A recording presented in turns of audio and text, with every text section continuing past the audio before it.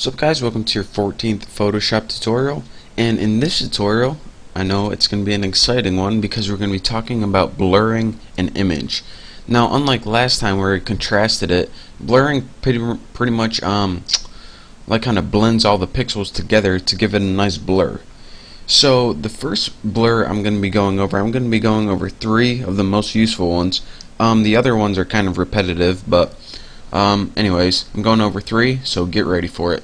Go ahead and select a layer. I have this sign layer selected. In fact, I'll zoom up a little bit more. There we go. And the first one we're going to be over is called the Gaussian blur. So go ahead and put filter, and make sure you got your layer selected. Filter, blur, Gaussian blur. It's one of the ones in the middle. And this is probably one of the most useful blurs, and the one that gives you a quick control over your blur. Now the radius is pretty much the amount of blur you have right there. So anytime you see radius in the settings, it's pretty much the amount of blur. And as you can see, blur does pretty much exactly what you think it's going to do: blur your image.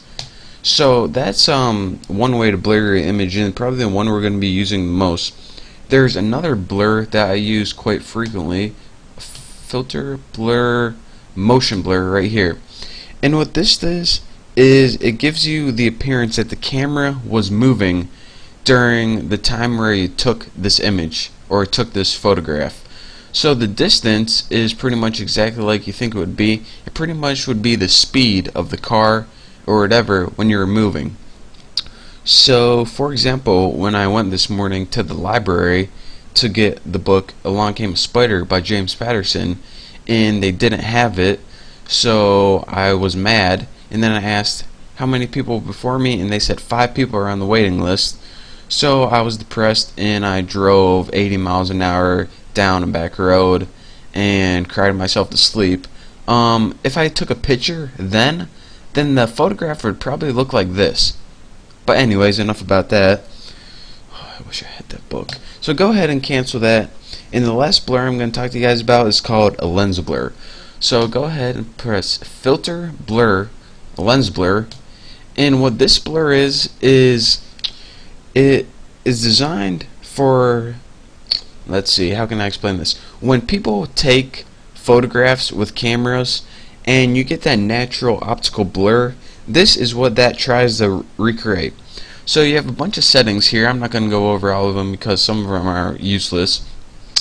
But your preview right here is you can either get more accurate or faster preview. Faster is faster, and it's also pretty accurate, so just leave it on faster. The depth map, the source, if you have none, it'll do everything. If you have transparency, it'll only affect the transparent pixels. And if you have mask, it'll only affect your layer mask, and we don't have a mask now, so let's just leave this to none. The radius again is the amount of your curve, and this entire box right here with radius, blade curve, rotation, and shape. This represents the iris of the camera. So pretty much just leave it whatever it is, and radius is the strength of your blur. Now this noise is, sometimes people like to add noise because sometimes like having a perfect looking image isn't realistic. So, and if we're adding a lens blur, then sometimes that's the case. So I'm going to go ahead and cancel this. I'm going to show you a useful application for this. Now say we wanted to, if you're looking at this photograph right now, this sign is in focus, the sign is in focus, and everything else is pretty much in focus. But sometimes if we were taking it with a professional camera, this wouldn't be the case. So what we would want to do is apply a mask to this and make the background out of focus. So you know when sometimes the foreground's in focus and the background's out of focus? Let's do that right now. So let's first go ahead and add a mask by using this add layer mask, and now we see a white box pop up right here.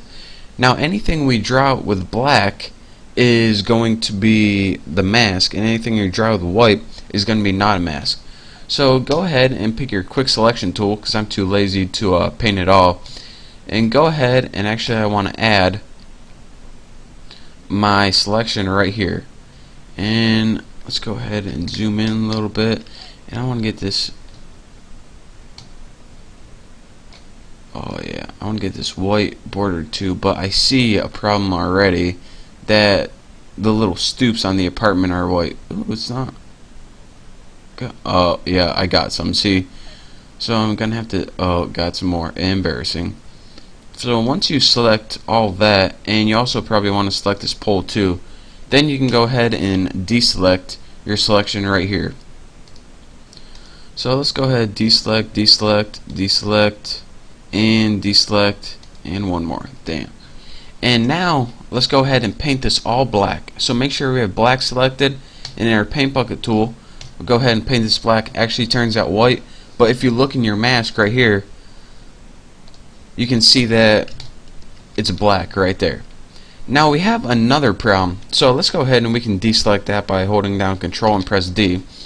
And if I zoom up on here, you can see that some of these edges are like not perfect. Like the quick selection tool, it ain't perfect. It's pretty good, but it ain't perfect, especially this edge.